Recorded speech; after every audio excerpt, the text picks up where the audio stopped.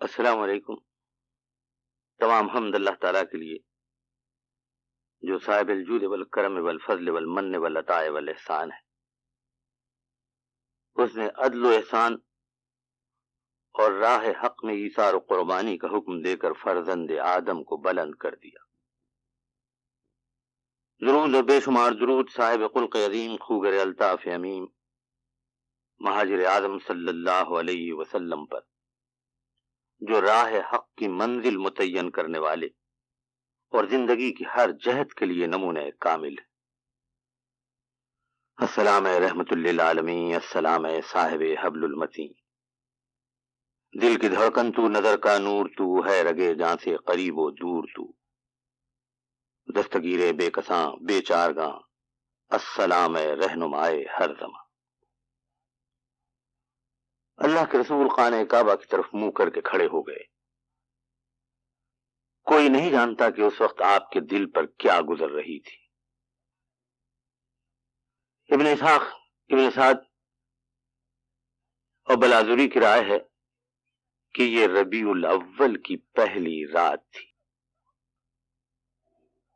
اس سے کوئی 2.5 مہینے پہلے سرور کشور رسالت صلی اللہ علیہ وسلم کی ملاقات اوس و خزرج کے افراد سے ہوئی تھی، اور یہاں یہ طے پایا تھا کہ اللہ کے رسول کے ارشاد کے بعد مکے سے مسلمان کھجوروں کے جھنڈ کی طرف ہجرت کر جائیں گے۔ مورخین و محدثین لکھتے ہیں کہ اہل یثرب میں سب سے پہلے حضور اکرم صلی اللہ علیہ وسلم کی خدمت اقدس میں حاضر ہونے کی سعادت سوید ابن صامت کو حاصل ہوئی۔ یہ عبد المطلب کے خالداد بھائی تھے، لیکن یقین سے نہیں کہا جا سکتا کہ انہوں نے حضور اکرم صلی اللہ علیہ وسلم کے دست حق پرست پر ایمان قبول کیا۔ عیاص ابن معاذ وہ شخصیت ہیں جن کے بارے میں مورخین و محدثین نے یہ لکھا کہ اہل یثرب میں سب سے پہلے ایمان لانے کا شرف انہی کو حاصل ہوا۔ نبوت کا 11واں سال تھا، حضور رسالت مآب صلی اللہ علیہ وسلم طائف کے سفر سے واپس آ چکے تھے۔ یہ بڑی ابتلا و آزمائش کا زمانہ تھا۔ ام المومنین حضرت خدیجہ الکبریٰ انتقال کر گئی تھی۔ حضور رسالت مآب صلی اللہ علیہ وسلم بارگاہ خداوندی میں دست بدعا تھے کہ اسلام کے لیے کوئی مرکز مل جائے۔ اوس و خزرج کے لوگ زیارت خانہ کعبہ کے لیے آیا کرتے تھے، لیکن یہ زیارت خانہ کعبہ کیا، بت پرستوں کی یاترا ہوا کرتی تھی۔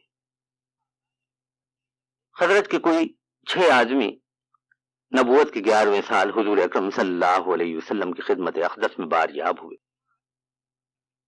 مورخین نے ان کے نام لکھے ہیں کہ حضرت اسد ابن زرارہ، اوف ابن حارث، رافع ابن مالک، عقبہ ابن عامر، جابر ابن عبداللہ اہل یثرب کی وہ ابتدائی شخصیتیں ہیں جنہوں نے اللہ کے رسول کے دست حق پرست پر ایمان قبول کیا۔ اس کے بعد نبوت کے 12ویں سال پھر یثرب کے کچھ لوگ حضور اکرم صلی اللہ علیہ وسلم کی خدمت اقدس میں حاضر ہوتے ہیں۔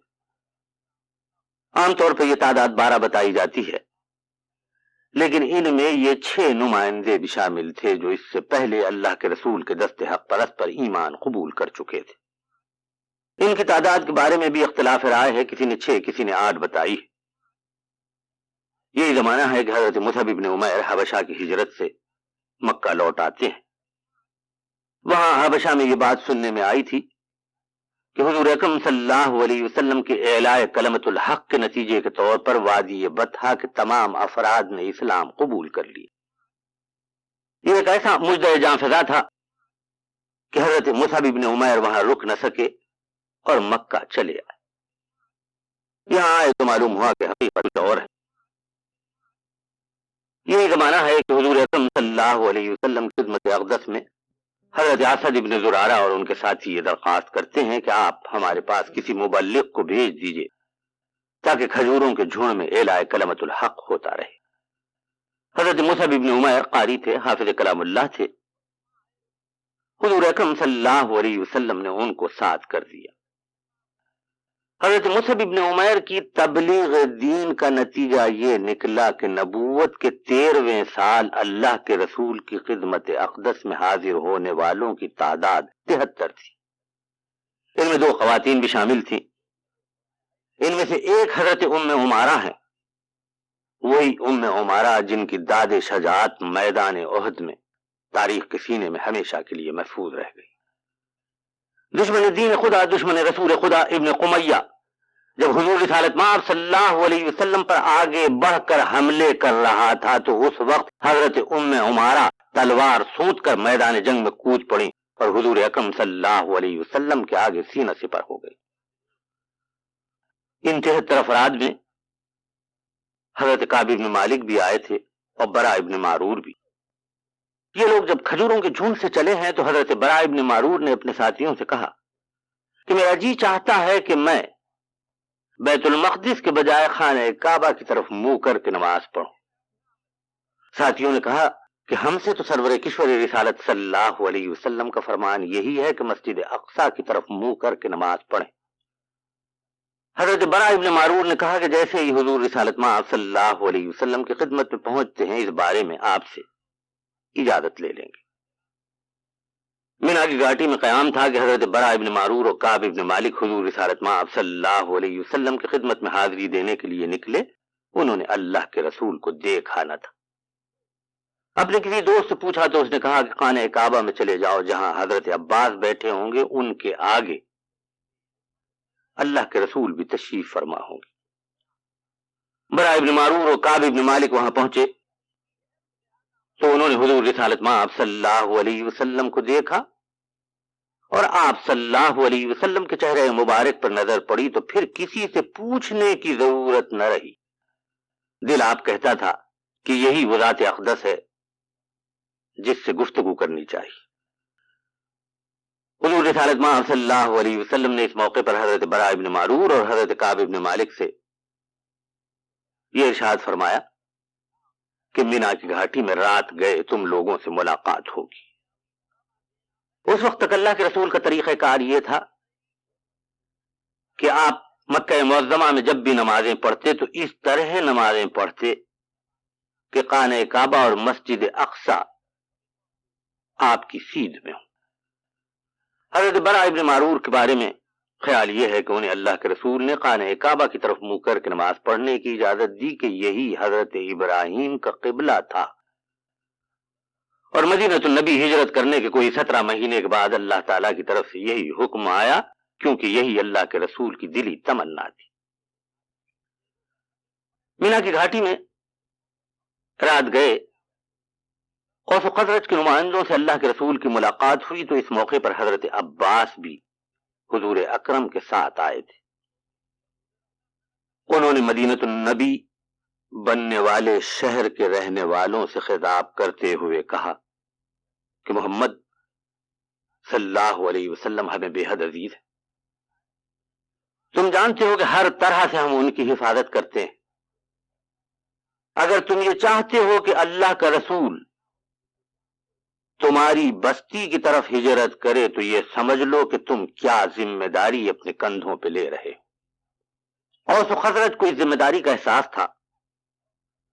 بعض مورخین کا خیال ہے کہ حضرت اسد ابن زرارہ نے اس موقع پہ کہا کہ میرے عزیزوں و دوستو سوچ لو کہ یہ سرخ و سیاہ آندھیوں کو دعوت دینے والی بات ہے، لیکن سب نے بیک آواز کہا کہ اللہ کے رسول اگر ہجرت فرما کر یثرب تابہ یا طیبہ کی بستی میں چلے آئیں گے تو ہمارے لیے اس سے بڑھ کر اعزاز و اکرام کوئی اور نہیں۔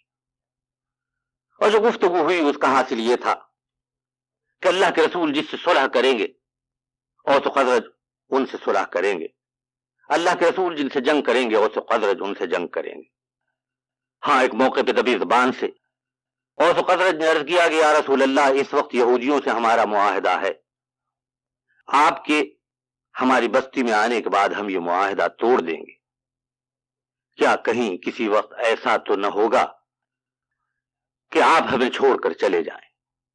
اللہ کے رسول نے ارشاد فرمایا کہ نہیں، ایسا نہیں ہوگا، تمہارا خون میرا خون اور میرا خون تمہارا خون ہے۔ یوں اس طریقے سے یہ بات طے ہو گئی کہ مسلمانوں کو مکے سے ہجرت کر کے کھجوروں کے جھنڈ کی طرف جانا ہے۔ کوئی 15-17 دن گزرے ہوں گے کہ حضور رسالت مآب صلی اللہ علیہ وسلم نے مسلمانوں سے ارشاد فرمایا کہ اللہ تعالیٰ نے تمہارے لیے ہجرت کا مقام تجویز کر دیا ہے، تمہارے لیے بھائی پیدا کر دیے۔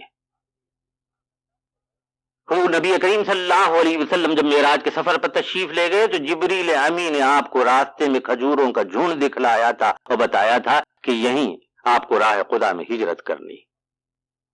اب اللہ کے رسول نے اجازت دی اور صحابہ کرام ایک ایک کر کے کھجوروں کی جھنڈ کی طرف ہجرت کرنے لگے۔ سب سے پہلے جن صحابی نے راہ ہجرت میں قدم رکھا وہ عامر ابن ربیعۃ العنزی تھے، پھر حضرت عمار ابن یاسر، بلال حبشی، حضرت سعد ابن ابی وقاص، حضرت عثمان، آپ کی شریک حیات حضرت رقیہ چلی، حضرت حمنہ بنت جہش چلی، حضرت زینب بنت جہش چلی، حضرت عبداللہ ابن جہش چلے۔ ایک ایک کر کے سارے مسلمان جو مکے میں تھے کھجوروں کی جھنڈ کی طرف ہجرت کرنے لگے۔ حضرت عمر بن خطاب نکلے تو اس شان سے کہ اعلان عام کر دیا کہ میں راہ حق میں ہجرت کرنے والا ہوں، کوئی ہے جو مجھے روک سکتا ہے؟ اگر روک سکتا ہے تو آئے اور مجھے روک لے۔ 20 مسلمان آپ کے ساتھ تھے۔ مورخین و محدثین لکھتے ہیں کہ حضور نبی کریم صلی اللہ علیہ وسلم کے مکے سے ہجرت کرنے سے پہلے قریب قریب تمام مسلمان کھجوروں کے جھنڈ سے دھارے تھے۔ نامور شخصیتوں میں ایک خود اللہ کے رسول، دوسرے حضرت ابوبکر صدیق، تیسرے حضرت علی رہ گئے تھے اور کچھ ضعیف مسلمان تھے۔ ہاں، حضرت عباس بھی وہاں ٹھہرے ہوئے تھے، حضور رسالت مآب صلی اللہ علیہ وسلم کے چچا، جن کے بارے میں 2 روایتیں ہیں۔ ایک روایت تو یہ کہ فتح مکے سے کچھ پہلے جحفا کے مقام پر انہوں نے حضور اکرم صلی اللہ علیہ وسلم کے دست حق پرست پر ایمان قبول کیا اور اللہ کے رسول نے ارشاد فرمایا کہ میں آخر الانبیاء ہوں اور تم آخر المہاجرین۔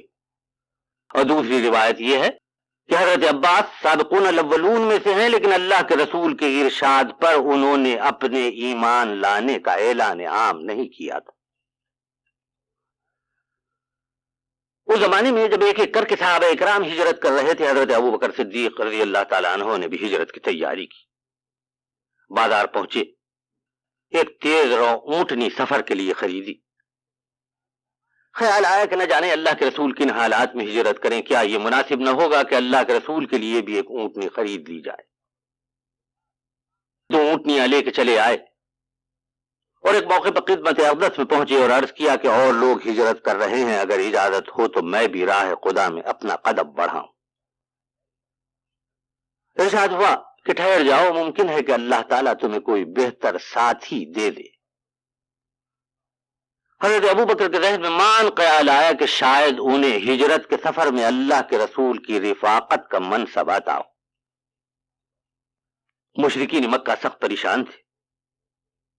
انہوں نے دیکھا کہ ایک ایک کر کے جب سب اہل ایمان کھجوروں کے جھنڈ چلے گئے تو وہ چاہتے تھے کہ حضور رسالت مآب صلی اللہ علیہ وسلم کو کھجوروں کے جھنڈ جانے نہ دے۔ دار الندوہ میں نہ جانے کون کون مل بیٹھے، ابو جہل تھا، ابو لہب تھا، عاص ابن وائل سہمی تھا، ولید ابن مغیرہ تھا، امیہ ابن خلف، ابی ابن خلف، اور سب لوگوں نے مل کے یہ طے کیا کہ اللہ کے رسول کو اہل ایمان سے ملنے نہ دیا جائے۔ 3 تجویزیں تھیں جو اس وقت پیش ہوئی۔ ایک تجویز یہ تھی کہ حضور اکرم صلی اللہ علیہ وسلم کو ہتھکڑیوں اور بیڑیوں میں جکڑ دیا جائے اور آپ کو قید رکھا جائے، لیکن سوال یہ تھا کہ تابقے آخر ایک نہ ایک وقت اللہ کے رسول کو رہائی تو ملتی اور اہل ایمان حضور رسالت مآب صلی اللہ علیہ وسلم کے قید ہونے کی تفصیل سننے کے بعد رک نہ سکتے تھے، اس لیے اس تجویز کو رد کر دیا گیا۔ پھر یہ تجویز ہوئی کہ حضور رسالت مآب صلی اللہ علیہ وسلم کو کسی ایسی جگہ جلا وطن کر دیا جائے کہ آپ کی اور اہل ایمان کی ملاقات نہ ہو سکے، لیکن یہ تجویز بھی ایسی تھی جو عملی تجویز نہ تھی، اس لیے اسے بھی رد کر دیا گیا۔ پھر مشرکین مکہ نے طے کیا کہ اس سے بہتر یہ ہے کہ حضور رسالت مآب صلی اللہ علیہ وسلم کی زندگی کا خاکم بدہن خاتمہ کر دیا جائے. لیکن سوال یہ تھا کہ بنو ہاشم یقیناً حضور اکرم صلی اللہ علیہ وسلم کے خون کا بدلہ لیتے، اور کون بنی ہاشم سے ٹکراتا کہ ان میں امیر حمزہ جیسا جیالا بھی تھا کہ دونوں ہاتھوں میں تلوار لیے میدان جنگ میں نکلتا تو بڑے بڑے سورما منہ پھیر دیا کرتے تھے. اس لیے شیطانوں نے مل کے یہ طے کیا کہ ہر قبیلے سے ایک سرکش نوجوان کو منتخب کیا جائے. یہ لوگ حضور رسالت مآب صلی اللہ علیہ وسلم کے مکان کو گھیر لیں، اور جب آپ تاروں کی چھاؤں میں طواف بیت اللہ کے لیے نکلیں تو آپ پر حملہ کر کے سب ایک ساتھ اللہ کے رسول کی زندگی کا خاتمہ کر دیں تاکہ کسی سے خون کا بدلہ نہ لیا جا سکے. یہ 12 سرکش نوجوان کون تھے ان کی تفصیل بھی تاریخوں میں آئی ہے. افسوس کہ ان میں حضور رسالت مآب صلی اللہ علیہ وسلم کا چچا ابو لہب بھی شریک تھا، اور وہ دین خدا کا بیری ابو جہل وہ تو اس میں تھا ہی. امیہ ابن خلف تھا، اس کا بھائی ابئی تھا، اور بھی کچھ سرکش نوجوان تھے. حضور رسالت مآب صلی اللہ علیہ وسلم ام المومنین حضرت خدیجہ الکبریٰ کے مکان میں رہتے تھے. یہ مکان سوق تارین میں تھا، صفا کی پہاڑی سے قریب. جب دار الندوہ میں یہ بات طے ہو گئی تو اللہ کے رسول کے قلب اطہر پر اس بات کو خالق کائنات نے القا کر دیا. اس کا تذکرہ سورہ انفال میں ہے، اور ان تینوں تجویزوں کے بارے میں اس وحی میں ذکر کیا گیا ہے. حضور رسالت مآب صلی اللہ علیہ وسلم کے قلب اطہر پر جب یہ بات القا ہوئی تو اللہ کے رسول دوپہر کے وقت حضرت ابوبکر صدیق کے گھر گئے. گرمی کا زمانہ تھا، شدت کی گرمی پڑ رہی تھی، ایسی کہ دانہ زمین پر پڑتا تو بھن جاتا. ایسے غیر وقت حضور رسالت مآب صلی اللہ علیہ وسلم حضرت ابوبکر صدیق کے گھر پہنچے تو ان کے گھر والوں کو تعجب ہوا. حضرت عائشہ اور حضرت اسماء کی روایتیں ہیں اس بارے میں کہ اللہ کے رسول ہمارے گھر آیا کرتے تھے، لیکن صبح و شام آیا کرتے تھے. یہ پہلا موقع تھا کہ اللہ کے رسول دوپہر میں ہمارے گھر تشریف لائے تھے. آپ نے اپنا چہرہ مبارک ڈھانک لیا تھا. خیال ہے کہ گرمی کی حدت سے بچنے کے لیے حضور اکرم صلی اللہ علیہ وسلم نے سر پر کوئی چیز اوڑھ لی تھی. حضرت ابوبکر سے ملاقات ہوئی تو اللہ کے رسول نے ارشاد فرمایا کہ میں تخلیہ میں تم سے گفتگو کرنا چاہتا ہوں. صدیق اکبر نے عرض کیا کہ یا رسول اللہ یہاں کوئی اور نہیں، آپ ہی کے گھر والے ہیں. خیال ہے کہ اس وقت حضرت ام رومان جو حضرت عائشہ کی والدہ تھی اور اسلام لا چکی تھی وہاں موجود تھیں. حضرت عائشہ خود موجود تھی، اور حضرت عائشہ کی بڑی بہن حضرت اسماء وہاں موجود تھی. حضرت عائشہ کی عمر کے بارے میں عام طور پہ اختلاف ہے، لیکن تحقیق سے یہ معلوم ہوتا ہے کہ اس وقت حضرت عائشہ صدیقہ رضی اللہ تعالی عنہا کی عمر کوئی 14 برس کے لگ بھگ تھی. اللہ کے رسول نے ایک موقع پہ ارشاد فرمایا اب میرے لیے ہجرت کا حکم آیا ہے. خیال ہے کہ رات ہم سفر ہجرت پر نکل کھڑے ہوں گے. حضرت ابوبکر صدیق نے پوچھا کہ میرے بارے میں حکم کیا ہے؟ ارشاد فرمایا کہ تم میرے رفیق سفر رہو گے. یہ موقع تھا کہ صدیق اکبر کے چہرے پر مسرت کی لہریں دوڑ گئیں کہ اسی وقت کا انہیں انتظار تھا. حضور رسالت مآب صلی اللہ علیہ وسلم اپنے گھر لوٹے. مشرکین مکہ کی امانتیں آپ کے پاس تھیں. آپ نے تمام امانتیں ایک جگہ جمع کی. مغرب سے کچھ پہلے حضرت علی کو طلب فرمایا. ارشاد فرمایا کہ میرے بستر پر حرمی چادر اوڑھ کر سو جاؤ، اور یہ بات ذہن میں رکھنا کہ اللہ تعالیٰ تم کو ہر گزن سے محفوظ رکھے گا. یہ ارشاد تھا اس ذات اقدس کا جس کے بارے میں قرآن یہ کہتا ہے کہ وما ينطق عن الهوى ان هو الا وحی یوحی، کہ ہمارا نبی کچھ نہیں کہتا بجز اس کے کہ ہم اسے القا کرتے. مصدقہ روایتوں سے معلوم ہوتا ہے کہ کچھ رات بھیگی تو حضور رسالت مآب صلی اللہ علیہ وسلم سورہ یاسین کی ابتدائی آیتیں پڑھتے ہوئے اپنے گھر سے نکلے. صفا و مروہ کے دل دہل گئے کہ اب کیا ہوگا. دشمن اوپی تلواریں لیے حضور رسالت مآب صلی اللہ علیہ وسلم کے گھر کو گھیرے ہوئے تھے. آپ کی جان کے لیے خطرہ تھا اور سخت خطرہ تھا. اللہ کے رسول نے ایک مٹھی ریت لی, دشمنوں کی طرف پھینکے اور ان کے سامنے سے گزر گئے. کوئی آنکھ آپ کو دیکھ نہ سکی. دل کہتا ہے کہ وہ نور مجسم تھے, نور مجسم بن کے نکلے تو کوئی آپ کو دیکھ نہ سکا. مشرکین مکہ کی آنکھیں نور نبوت کو کہاں دیکھ سکتی تھی؟ حضور رسالت مآب صلی اللہ علیہ وسلم حضرت ابوبکر صدیق کے گھر پہنچے اور پھر وہاں سے اللہ کے رسول صدیق اکبر کو ساتھ لے کر غار ثور کی طرف چلے. یہ صرف کا راستہ شمال کی طرف تھا, شام کی طرف جانے والی سڑک پر, لیکن سرور کشور رسالت صلی اللہ علیہ وسلم نے مشرکین مکہ کو دھوکے میں رکھنے کے لیے یمن والا راستہ اختیار کیا. غار ثور جنوب کی طرف یمن والے راستے پر ہے. جب اللہ کے رسول اور صدیق اکبر غار ثور کی طرف چلے ہیں تو حضورا کے مقام پر اللہ کے رسول رک گئے. حضور رسالت مآب صلی اللہ علیہ وسلم کی زبان مبارک سے بے اختیار نکلا کہ بیت اللہ کی سرزمین تو مجھے بہت محبوب ہے کہ تو اللہ تعالیٰ کو بھی بہت محبوب ہے. ہاں, یہ سرزمین اللہ تعالیٰ کو کیوں نہ محبوب ہوتی کہ یہاں جبرائیل نے حضرت آدم کے ذریعے سے خانہ کعبہ کی بنیادیں رکھوائی تھی. 70 انبیاء نے اللہ کے گھر کا طواف کیا تھا. زبان مبارک سے نکلا کہ میں ہرگز یہاں سے نہ جاتا, لیکن مکے والے مجھے یہاں رہنے نہیں دیتے.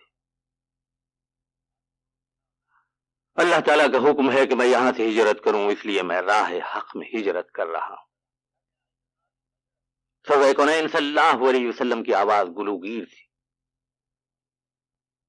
دل مبارک پر ایک اثر تھا وطن کے چھوٹنے کا. کیا کیا مقامات تھے جو حضور اکرم صلی اللہ علیہ وسلم سے چھوٹ رہے تھے. خانہ کعبہ, حتیم میزاب رحمت, ملتزم, مقام ابراہیم, سعی کا مقام, مطاف, عبادت کی ایک ایک جگہ حضور اکرم صلی اللہ علیہ وسلم سے چھوٹ رہی تھی. حجر اسود آنکھوں سے نہا ہو رہا تھا.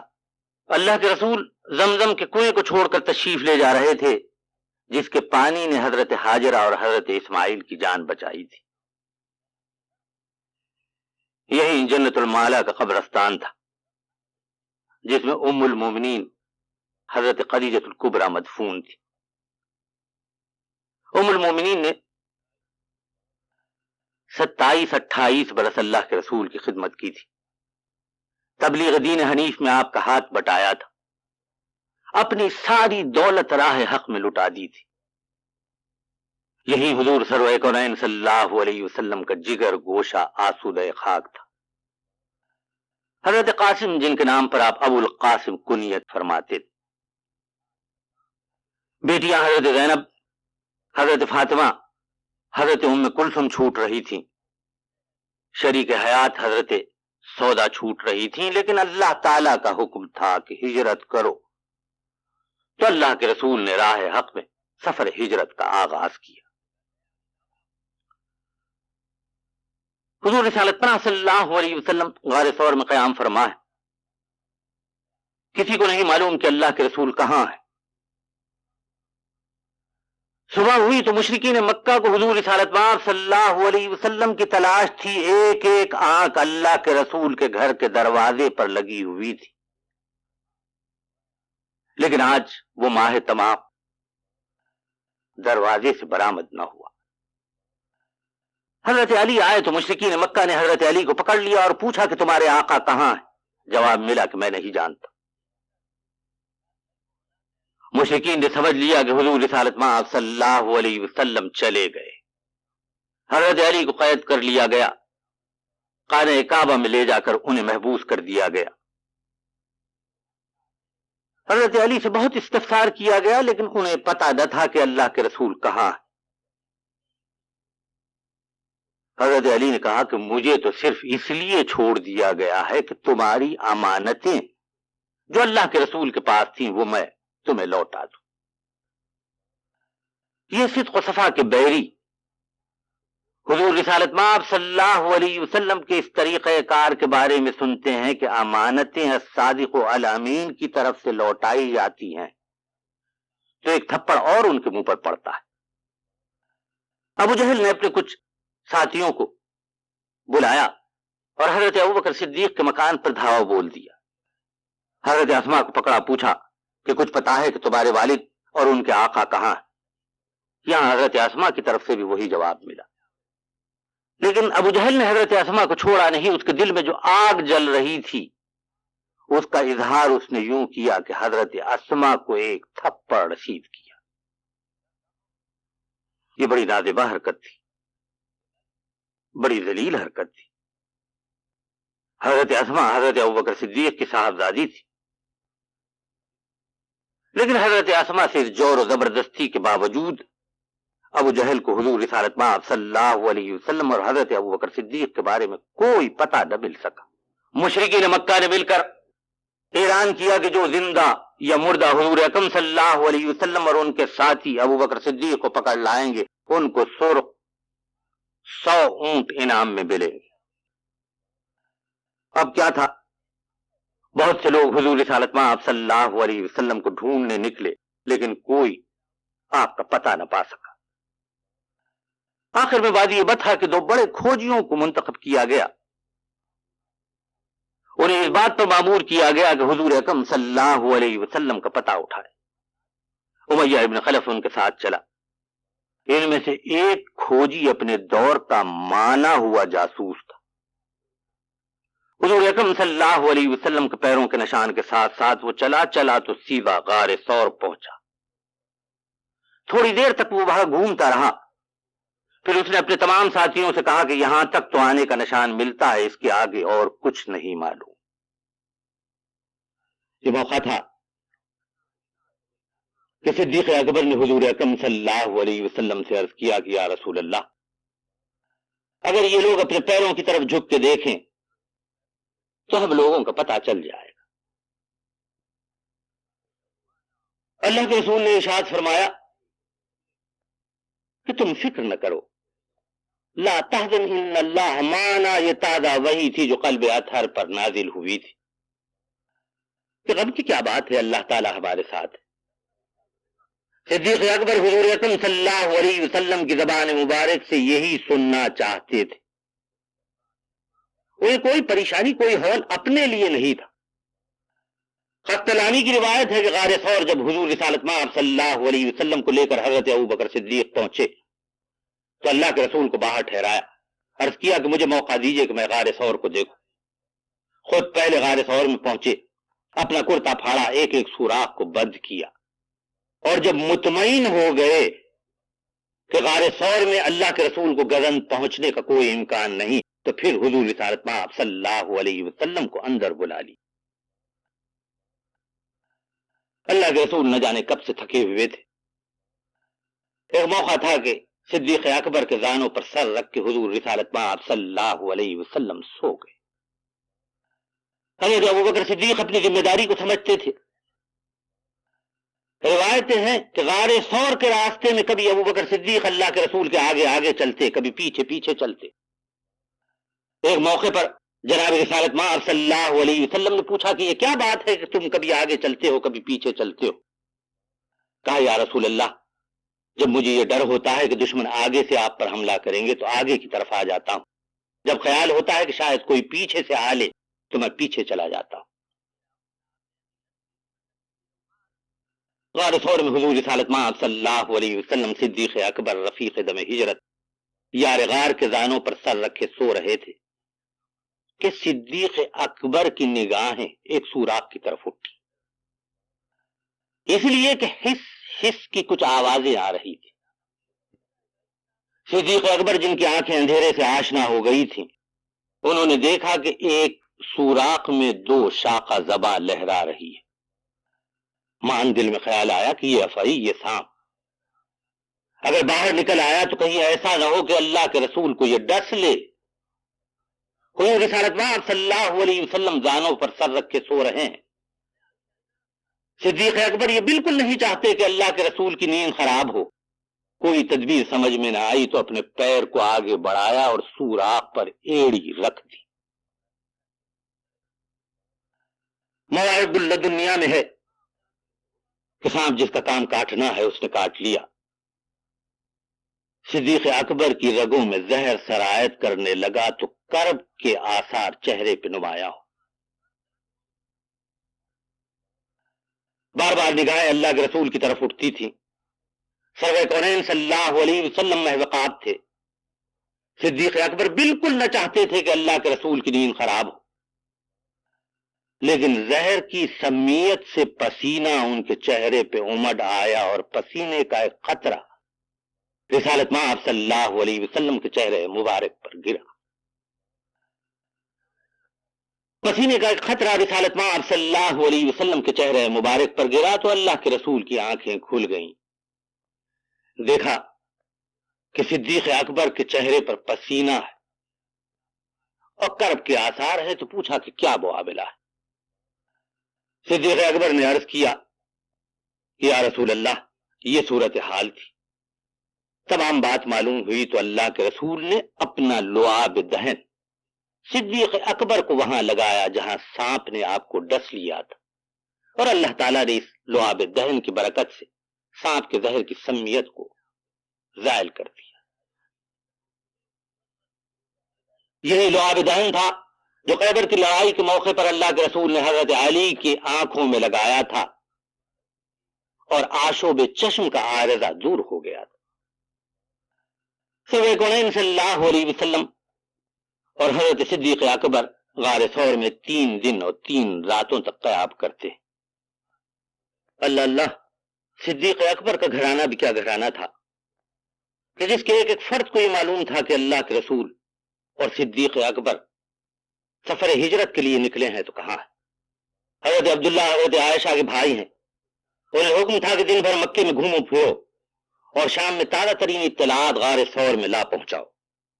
عامر بن فہرہ صدیق اکبر کے خادم خاص کو حکم تھا کہ سر مغرب بکریوں کا ریوڑ لے کر آنا اور تازہ دودھ فراہم کرنا۔ حضرت اسما جنہیں بعد میں ذات النطاقین کا خطاب ملا، روز رات گئے اللہ کے رسول اور حضرت ابوبکر صدیق کے لیے کھانا لے جاتی تھی۔ ربیع الاول کی 4تھی رات تھی۔ حضور رسالت مآب صلی اللہ علیہ وسلم نے یہ طے کیا کہ اب غار ثور سے کھجوروں کے جھنڈ کی طرف ہجرت کے سفر کا آغاز کیا جائے۔ حضرت ابوبکر صدیق نے جو 2 اونٹنیاں خرید رکھی تھیں وہ اس موقع پہ منگا لی گئیں۔ حضرت عامر ابن فہرہ آئے، حضرت اسما سفر کے لیے توشہ لے آئیں۔ اجلت میں توشہ لے آئی تھی تو اسے باندھنے کے لیے کوئی رسی ساتھ نہ لائی تھی۔ صدیق اکبر نے ارشاد فرمایا کہ وہ کمر پٹا یا وہ دوپٹہ جو تمہارے جسم سے بنا ہے اسے کھولو اور اس کے 2 حصے کر دو۔ اس کے ایک حصے سے حضور رسالت مآب صلی اللہ علیہ وسلم کے توشے کی گٹھڑی کو باندھا گیا، اور اسی وقت سید المرسلین صلی اللہ علیہ وسلم نے حضرت اسما کو ذات النطاقین کا خطاب دیا، 2 دوپٹے والی یا 2 کمر پٹے والی۔ عبداللہ ابن اریقط ایک شخص تھا جو اس وقت تک ایمان نہ لے آیا تھا، لیکن صدیق اکبر کو اس پر پورا بھروسہ تھا۔ راستہ دکھانے کے لیے اسے مقرر کیا گیا۔ اللہ کے رسول سفر ہجرت پہ نکلتے ہیں تو ارشاد فرماتے ہیں کہ ایسے راستے سے چلو کہ دشمن ہمیں پا نہ سکے۔ یہ بھی خیال رکھنا کہ جس قدر جلد ممکن ہو سکے ہم کھجوروں کے جھنڈ میں پہنچ جائیں۔ راستے میں 2 واقعات ہیں جن کی بڑی اہمیت ہے۔ ایک واقعہ سراقہ ابن جوشم کے حضور رسالت مآب صلی اللہ علیہ وسلم کے تعاقب کرنے کا ہے۔ دوسرا واقعہ ام معبد سے جناب رسالت مآب صلی اللہ علیہ وسلم کی ملاقات کا ہے۔ کسی نے سراقہ کی تفصیلات پہلے بیان کی ہیں، کسی نے حضرت ام معبد کی۔ لیکن جو روایت صدیق اکبر نے بیان کی ہے اس سے معلوم ہوتا ہے کہ سراقہ کا واقعہ پہلے رونما ہوتا ہے۔ قدید کی بستی سے مسافران راہ حق کا قافلہ گزر رہا تھا کہ کسی نے سراقہ ابن جوشم مدلجی کو اطلاع دی کہ میں نے کچھ لوگوں کو سمندر کے کنارے کنارے جاتے دیکھا ہے، ممکن ہے کہ یہ اللہ کے رسول اور ان کے ساتھی ہو۔ سراقہ ابن جوشم اس علاقے کا سردار تھا، اس نے فوراً بات کو سمجھ لیا اور بات کو فوراً ٹال دیا، کہا کہ نہیں، تمہیں غلط فہمی ہوئی، مجھے معلوم ہے کہ وہ اس راستے سے نہیں جا رہے۔ لیکن تھوڑا سا وقت گزرا تو سراقہ اپنی جگہ سے اٹھا، اپنا گھوڑا لیا، کمان کندھے پہ ڈالی، ترکش پیٹھ پہ رکھا اور حضور رسالت مآب صلی اللہ علیہ وسلم کے تعاقب میں نکلا۔ مورخین نے لکھا کہ یہ ایسا راستہ تھا جو ریتیلا نہیں تھا بلکہ پتھریلا تھا۔ حضور رسالت مآب صلی اللہ علیہ وسلم کے پیچھے چلا تو وہ بت پرست گھوڑے پہ بیٹھتے ہی فال دیکھنے کے لیے رک گیا، تیر نکالے، فال دیکھی تو فال الٹی پڑی، لیکن 100 سرخ اونٹوں کا خیال آیا تو پھر حضور اکرم صلی اللہ علیہ وسلم کے تعاقب میں نکل پڑا۔ حضرت ابوبکر صدیق جو راستے میں آگے پیچھے دیکھتے جا رہے تھے، انہوں نے سراقہ ابن جوشم کو پیچھا کرتے دیکھا تو اللہ کے رسول سے عرض کیا کہ یا رسول اللہ، کوئی ہمارے پیچھے سرپٹ گھوڑا دوڑائے چلا آ رہا ہے۔ سرور کونین صلی اللہ علیہ وسلم نے پلٹ کے دیکھا تو سراقہ ابن جوشم کا گھوڑا ٹھوکر کھا کر گر پڑا۔ سراقہ اٹھا تو ایک مرتبہ پھر اس نے فال دیکھی، یہ فال پھر الٹی نکلی، لیکن 100 اونٹوں کی ہرس میں وہ پھر اللہ کے رسول کے تعاقب میں چلا۔ حضور رسالت مآب صلی اللہ علیہ وسلم کے کاروان سے وہ قریب پہنچ رہا تھا کہ صدیق اکبر نے پھر اللہ کے رسول سے عرض کیا کہ یا رسول اللہ، اب تو وہ بہت قریب آ رہا۔ یہ موقع تھا کہ بارگاہ سمدیت میں اللہ کے رسول نے دعا کی اور چشم فلک نے یہ نظارہ دیکھا کہ سراقہ ابن جوشم کا گھوڑا پتھریلی زمین میں پیٹ تک دھس گیا۔ اب تو سراقہ سمجھ گیا کہ بے شک یہ اللہ کے نبی ہیں، راہ حق میں نکلے ہیں، یقیناً اللہ تعالیٰ انہیں اپنی منزل تک لے جائے گا۔ مان اسے اپنی گستاخی اور بے ادبی کا خیال آیا، چلا کے اس نے کہا کہ یا رسول اللہ، میں اب آپ کا پیچھا نہیں کرنا چاہتا، آپ جو حکم دیں گے اس کی تعمیل کروں گا۔ ارشاد ہوا کہ بس ایک کام کرنا کہ اس بات کی اطلاع کسی اور کو نہ دینا۔ عرض کیا کہ اس موقع پر اگر آپ مجھے امان نامہ دیں تو میرے لیے باعث سرفرازی۔ حضور رسالت مآب صلی اللہ علیہ وسلم نے عامر ابن فہیرہ کو اشارہ کیا اور انہوں نے چمڑے کے ایک ٹکڑے پر کچھ لکھ کر سراقہ ابن جوشم کو دے دیا اور وہ اپنی قسمت پہ ناداں لوٹ گیا۔ حضور رسالت مآب صلی اللہ علیہ وسلم مکہ فتح کرنے کے بعد حنین اور طائف کے محاصرے سے جب جیرانہ کے مقام پر پہنچے ہیں اور یہاں تالیف قلب کے لیے اللہ کے رسول نے غنیمت تقسیم کی ہے، تو اس وقت سراقہ ابن جوشم مدلجی بھی حضور رسالت مآب صلی اللہ علیہ وسلم کی خدمت میں حاضر ہوتے ہیں اور اس امان نامے کو پیش کرتے ہیں۔ اللہ کے رسول ارشاد فرماتے ہیں کہ ہاں، تم صحیح وقت پر آئے ہو، یہ موقع ہے کہ تمہیں حسن سلوک سے نوازا جائے۔ حضور رسالت مآب صلی اللہ علیہ وسلم حنین کی غنیمت میں سے بہت کچھ سراقہ ابن جوشم مدلجی کو عطا فرماتے ہیں۔ سراقہ اپنا دامن بھر کے خوش وہاں سے جانے والا ہے، ابھی اس کے قدم پلٹ رہے ہیں کہ اللہ کے رسول ارشاد فرماتے ہیں کہ سراقہ، میں تیرے ہاتھوں میں کسرا کے کنگن دیکھ رہا ہوں۔ حضرت عمر ابن خطاب کے دور خلافت میں جب ایران فتح ہوتا ہے تو مدائن کی فتح کے بعد حضرت سعد ابن ابی وقاص کسرا اعظم کا خزانہ مدینۃ النبی روانہ کرتے ہیں۔ مسجد نبوی میں جب غنیمت کا ڈھیر لگا دیا جاتا ہے تو اس میں کسرا کا تاج، اس کا کمر پٹا اور اس کے کنگن بھی ہوتے ہیں۔ یہ موقع ہوتا ہے کہ بے اختیار فاروق اعظم کو سراقہ ابن جوشم کی یاد آتی ہے اور خیال آتا ہے کہ حضور رسالت مآب صلی اللہ علیہ وسلم نے برسوں پہلے اس بات کی پیشین گوئی کی تھی۔ حکم دیتے ہیں کہ کہیں سے سراقہ کو ڈھونڈ کے لایا جائے۔ سراقہ بدوی خدمت امیر المومنین میں حاضر ہوتا ہے تو کسرا کے کنگن اسے پہنائے جاتے ہیں کہ اللہ کے رسول نے ارشاد فرمایا تھا کہ سراقہ میں تیرے ہاتھ میں کسرا کے کنگن دیکھ رہا. سراقہ ابن جوشم کے بعد حضور رسالت مآب صلی اللہ علیہ وسلم اور حضرت ابوبکر صدیق آگے بڑھتے بڑھتے دھوپ کی تمازت میں ایک دوپہر معبد کے قیبے میں قیام فرماتے ہیں. اللہ کے رسول معبد سے پوچھتے ہیں کہ تیرے پاس کھانے کے لیے کوئی چیز ہے؟ قحط کا زمانہ ہے، کھانے پینے کے لیے کوئی چیز معبد کے پاس نہیں. وہ عرض کرتی ہے کہ افسوس اس موقع پہ میں کچھ آپ کو پیش نہیں کر سکتی. اسے کچھ نہیں معلوم کہ اس کے قیبے میں مہمان ہونے والی ذات اقدس کون ہے. حضور رسالت مآب صلی اللہ علیہ وسلم کی نگاہیں اٹھتی ہیں تو آپ دیکھتے ہیں کہ قیمے میں ایک طرف ایک بکری ہے. پوچھتے ہیں کہ کیا یہ دودھ نہیں دیتی؟ معبد کہتی ہے کہ نہیں، یہ بکری دودھ دینے والی نہیں. ارشاد فرماتے ہیں کہ اگر تو مناسب سمجھے تو میں اس بکری سے دودھ دوہ لوں. اس نے کہا میں جانتی ہوں کہ یہ بکری دودھ دینے والی نہیں، لیکن اگر آپ چاہتے ہیں تو یہ پیالہ حاضر ہے، آپ دودھ دوہ لیں.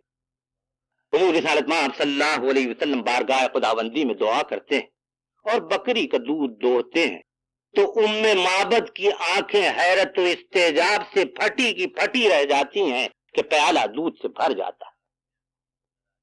جناب رسالت پرا صلی اللہ علیہ وسلم یہ پیالہ صدیق اکبر کو دیتے ہیں. وہ سیر ہو کے پیتے ہیں تو پھر حضور رسالت مآب صلی اللہ علیہ وسلم بکری کا دودھ دوہتے ہیں. پیالہ بھر جاتا ہے تو معبد کو دیتے ہیں. وہ بھی نہ جانے کتنے وقتوں کا فاقہ گزار رہی تھی، سیر ہو کے دودھ پیتی ہے تو اللہ کے رسول تیسری مرتبہ دودھ دوہتے ہیں. ارشاد فرماتے ہیں کہ تقسیم کرنے والے کا نمبر ہمیشہ بعد میں آتا ہے. حضور رسالت پرا صلی اللہ علیہ وسلم بھی جب سیر ہو کے پی لیتے ہیں تو ایک مرتبہ پھر آپ دودھ کا پیالہ بکری کے پاس لے جاتے ہیں اور پھر ایک مرتبہ دودھ دوہ کے اسے بھر لیتے اور ارشاد فرماتے ہیں کہ ابو معبد آئے تو یہ اسے دے دینا. تھوڑی دیر وہاں قیام فرما کے حضور رسالت مآب صلی اللہ علیہ وسلم تشریف لے جاتے. معبد کے شوہر تھوڑی دیر میں آتے ہیں اور دودھ کے لبالب پیالے کو دیکھ کے پوچھتے ہیں کہ یہ کیا معاملہ ہے. معبد تفصیل سناتی ہے. اس کے شوہر پوچھتے ہیں کہ بے شک وہ اللہ کے کوئی برگزیدہ بندوں میں سے ایک بندے تھے، تم نے ان سے تفصیل کیوں نہ پوچھی؟ ذرا مجھے یہ تو بتانا کہ آپ کا چہرہ مبارک کیسا تھا، قد و قامت کیسا تھا. اور معبد حضور رسالت مآب صلی اللہ علیہ وسلم کی تصویر کھینچتی، حضور رسالت مآب صلی اللہ علیہ وسلم کا خاکہ بیان کرتی، اللہ کے رسول کے قد و قال کا ذکر کرتی ہیں. اور یہی حضور رسالت مآب صلی اللہ علیہ وسلم کے بارے میں، آپ کے چہرے مبارک، آپ کے قد و قامت کے بارے میں تفصیل ہے جو ہمیں ملتی. مختصراً معبد نے جو کچھ کہا اس کا مطلب یہ تھا کہ نگاہ برق نہیں، چہرہ آفتاب نہیں، وہ آدمی ہے مگر دیکھنے کی تاب نہیں. حضور رسالت مآب صلی اللہ علیہ وسلم اور صدیق اکبر اپنے کاروان کے ساتھ 9 دن مسافرت میں راستہ طے کرنے کے بعد کھجوروں کے جھنڈ میں پہنچتے ہیں. یہاں اہل ایمان روزانہ اللہ کے رسول کا انتظار کر رہے ہیں. مختلف روایتوں سے معلوم ہوتا ہے کہ 500 آدمی راستے پر بیٹھے حضور اکرم صلی اللہ علیہ وسلم کی راہ دیکھتے. صبح سے یہ لوگ آفتاب کے ڈھلنے تک وہاں موجود رہتے اور پھر جب امید باقی نہیں رہتی تو اپنے گھروں کو لوٹ جاتے. دوپہر کا وقت تھا. ایک یہودی کھجور کے درخت پر چڑھا ہوا تھا کہ اس نے دیکھا کہ قبا کی بستی کی طرف ایک کاروان چلا رہا ہے. بے اختیار اس نے پکار کے کہا کہ بنو قیلا، تم جس کا انتظار کر رہے تھے وہ ہستی اب آ رہی. اوس و خزرج کی ماں کا نام قیلا تھا اور جب مشترکہ طور پر ان کو یاد کیا جاتا تو بنی قیلا کہا جاتا تھا. لمحوں میں اہل ایما سمٹ آئے، حضور اکرم صلی اللہ علیہ وسلم کی پیشوائی کے لیے آگے بڑھے آپ آئے تو رونق آ گئی گلزار ہستی میں۔ اللہ کے رسول نے حضرت کلثم ابن ہضم کے مکان میں قیام فرمایا، پاس ہی حضرت سعد ابن خیثمہ کا مکان تھا۔ یہاں دیدار عام ہوتا کہ اللہ کے رسول سے ملاقات کے لیے جو بھی حاضر ہوتے حضور اکرم صلی اللہ علیہ وسلم انہیں یہاں باریاب فرماتے۔ آج بھی جنہیں قباء کی مسجد میں نماز پڑھنے کی سعادت و منزلت و فضیلت حاصل ہوتی ہے، انہیں قبلے کے سمت دو قبے نظر آتے ہیں، ان میں سے ایک حضرت کلثم ابن ہضم کے مکان کی نشاندہی کرتا ہے اور ایک بتاتا ہے کہ اس جگہ حضرت سعد ابن قیثمہ کا مکان۔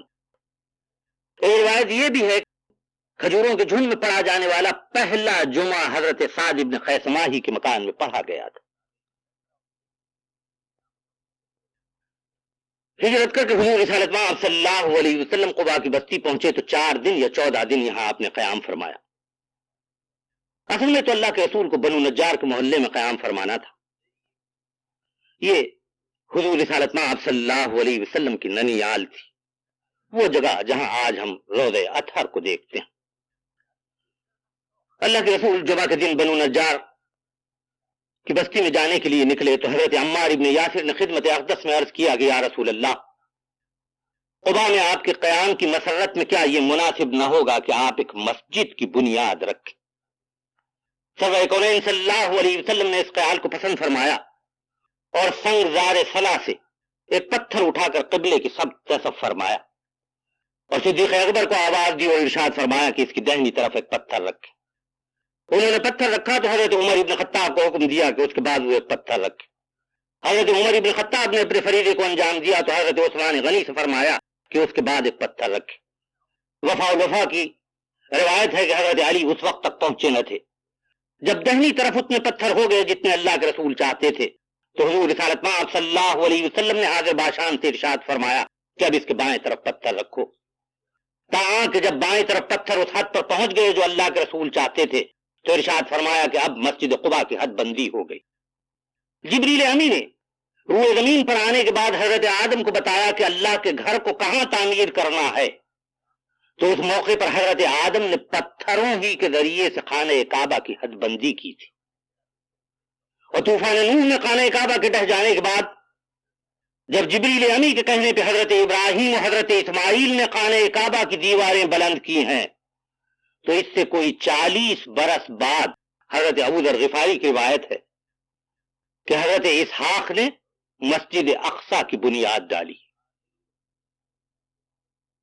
ایک چٹان انہوں نے اپنی عبادت کے لیے پسند کی تو پتھروں سے اس کی حد بندی کر دی۔ جناب رسالت پناہ صلی اللہ علیہ وسلم بھی پتھروں کے ذریعے سے قباء کی مسجد کی حد بندی کرتے ہیں۔ وہ مسجد جس کے بارے میں قرآن فرماتا ہے کہ پہلے ہی دن سے اس کی بنیاد پرہیزگاری اور پاکیزگی پہ ہے، یہاں طہارت پسند آتے ہیں۔ اللہ کے رسول ہفتے میں ایک دن ضرور یہاں نماز پڑھنے کے لیے آیا کرتے تھے۔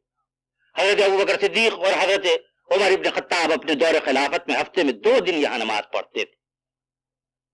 ارشاد نبوی ہے کہ 3 مسجدیں ہیں جن میں نماز پڑھنے کے لیے سفر کرنے کی اجازت ہے اور جن میں نماز پڑھنے کا بے حد ثواب ہے۔ صحابہ کرام نے پوچھا کہ یا رسول اللہ کون کون سی مسجدیں؟ ارشاد فرمایا کہ سب سے زیادہ ثواب حرم کعبہ میں نماز پڑھنے کا ہے، پھر میری مسجد میں، اور اس کے بعد مسجد اقصی میں۔ مسلمانوں یاد رکھو کہ ان 3 مسجدوں کے سوا کسی اور مسجد میں نماز پڑھنے کی غرض سے سفر کرنے کی اجازت نہیں۔ ہاں، اگر کسی جگہ پہنچ جاؤ تو وہاں نماز پڑھ سکتے ہو۔ کوئی بستی ایسی معزز و محترم نہیں ان 3 جگہوں کے بعد کہ جہاں سفر کے قصد کے ساتھ آدمی جائے۔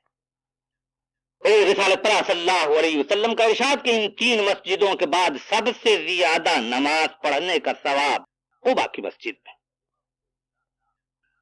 جمعہ کا دن تھا کہ حضور رسالت پناہ صلی اللہ علیہ وسلم قباء کی مسجد کی بنیاد رکھ کے نکلتے ہیں۔ مکی زندگی کے 13 برسوں میں اللہ کے رسول نے کسی مسجد کی بنیاد نہ رکھی تھی۔ تاریخ کے مختلف حوالوں سے یہ معلوم ہوتا ہے کہ ابن دغنا جب حضرت ابوبکر صدیق کو واپس لے آیا جبکہ وہ حبشہ کی ہجرت کے لیے نکلے تھے تو انہوں نے اپنے گھر کے ایک حصے کو مخصوص کر لیا تھا۔ اگر تاریخ اسلام کی پہلی مسجد کا پتہ لگانا ہو تو صدیق اکبر کے مکان کے اس گوشے ہی کو دیکھنا پڑے گا۔ حضور رسالت پاک صلی اللہ علیہ وسلم کے ساتھ مسلمانوں کو سب سے پہلے باجماعت نماز پڑھنے کا موقع کھلے عام اس وقت میسر آیا جب نبوت کے 6 برس اللہ کے رسول دار ارقم میں تھے اور آپ کی خدمت اقدس میں عمر ابن خطاب حاضر ہوئے اور ایمان لے آئے۔ ایمان لے آئے تو فاروق اعظم نے عرض کیا کہ یا رسول اللہ کیا ہم راہ حق پہ نہیں ہے؟ ارشاد ہوا کہ ہم راہ حق پہ ہیں۔ عرض کیا کہ اگر ہم راہ حق پہ ہیں تو اے اللہ کے رسول کیوں نہ ہم حرم کعبہ میں جا کے نماز پڑھیں؟ اور حضور اکرم صلی اللہ علیہ وسلم 40 صحابہ کرام کو اپنی معیت میں لے کے حرم کعبہ میں پہنچے۔ عبداللہ ابن مسعود کہتے ہیں کہ عمر ابن خطاب نے اسلام قبول کیا تو اللہ تعالیٰ نے اسلام کو شوکت عطا فرمائی۔ 20 کی 2 ٹکڑیوں میں صحابہ کرام کو اللہ کے رسول نے تقسیم کیا۔ ایک ٹکڑی کا سردار حضرت امیر حمزہ کو بنایا گیا، ایک ٹکڑی کا سردار حضرت عمر فاروق کو بنایا گیا، اور امام الانبیاء صلی اللہ علیہ وسلم نے اپنی امامت میں پہلی مرتبہ مسلمانوں کو حرم کعبہ میں باجماعت نماز پڑھائی۔ یہ موقع تھا کہ عمر ابن خطاب رضی اللہ تعالی عنہ کو اللہ کے رسول نے فاروق کا لقب عطا فرمایا، حق اور باطل میں فرق کرنے والا۔ حضور رسالت پاک صلی اللہ علیہ وسلم تاریخ اسلام کی پہلی مسجد جس کی بنیاد رکھتے ہیں وہ قباء کی بستی میں ہے، لیکن اللہ کے رسول نے اس مسجد کی دیواریں نہیں اٹھائی، چھت نہیں پاٹی۔ یہ شرف و منزلت و سعادت تو مسجد نبوی کو حاصل ہونے والی۔ جمعہ کے دن اللہ کے رسول بنو نجار کے محلے میں قیام فرمانے کے لیے نکلتے ہیں۔ حضور رسالت پاک صلی اللہ علیہ وسلم کی ہجرت کا سفر ختم ہو۔ اللہ کے رسول کی مکے سے مدینہ منورہ کو ہجرت دنیا کا اہم ترین واقعہ ہے۔ یاد رکھیے کہ ہجرت ہی کے نتیجے میں اسلامی مملکت کا قیام عمل میں آیا۔ اسلام قوت و شوکت کا مذہب ہے۔ حضور رسالت پاک صلی اللہ علیہ وسلم سفر ہجرت پہ نکلتے ہیں تو زمان مبارک پر بنی اسرائیل کی آیت ربی ادخلنی مدخل صدق واخرجنی مخرج صدق واجعل لی من لدنک سلطانا نصیرا، کہ مولا تو مجھے جس منزل کی طرف لے جانا چاہتا ہے صدق و صفا کے ساتھ لے جا۔ ارحم الراحمین جس مقام سے تو مجھے نکال رہا ہے صدق و صفا کے ساتھ نکال۔ اور مولا مالک الملک توتی الملک تنزع الملک جہاں مجھے لے جا رہا ہے وہاں مجھے قوت عطا فرما، سلطانا نصیرا، قوت اور قوت کے ساتھ مجھے لے جا۔ حضور رسالت پاک صلی اللہ علیہ وسلم ہجرت فرما کے کھجوروں کے جھنڈ میں پہنچتے ہیں تو یہاں اسلامی مملکت کا قیام عمل میں آتا ہے۔ بنو نجار کی چند گلیوں سے شروع ہونے والی مملکت آپ کی دنیا سے پردہ کرتے وقت 10 لاکھ مربع میل کے رقبے پر پھیل گئی تھی، یعنی آدھے یورپ کے برابر رقبے پر لا الہ کا پرچم لہرا رہا تھا۔ ہجرت ہی کے بعد روزے فرض ہوئے، فطرے اور زکوٰۃ قربانی کا حکم آیا، جہاد فی سبیل اللہ کی اجازت ملی، عمرے اور حج کے احکام آئے۔ آج اللہ کے فضل و کرم سے اسلام کی تحریک کو شروع ہوئے 1400 برس مکمل ہو۔ آج ہم ایک اندازے کے مطابق دنیا میں سب سے زیادہ تعداد میں ہے۔ کہا جاتا ہے کہ دنیا کے 5 آدمیوں میں سے ایک مسلمان ہے۔ اگر ہم سے دنیا کی امامت کا کام لیا جانے والا ہے تو ہمارے احساس کا جاگنا آج بے حد ضروری ہے۔ ہمارا دین عمل کا دین ہے، معجزات کا دین نہیں۔ انابت و استغفار کے ساتھ ہمیں بارگاہ خداوندی میں رجوع ہو جانا ہے۔ ہم بہت سو چکے، ہم بہت گر چکے، ہم نے آپس میں بہت جھگڑے کر لیے۔ اب ہمیں 15ویں صدی کو اسلام کی نشت ثانیہ کی صدی بنا رہا۔ یاد رکھیے کہ مسلمان کی منزل خلافت علی منہاج نبوت ہی ہے۔ ربنا آتنا فی الدنیا حسنۃ وفی الآخرۃ حسنۃ وقنا عذاب النار وادخلنا الجنۃ مع الابرار یا عزیز یا غفار یا رب العالمین۔ سبحان ربک رب العزۃ عما یصفون وسلام علی المرسلین والحمد للہ رب العالمین۔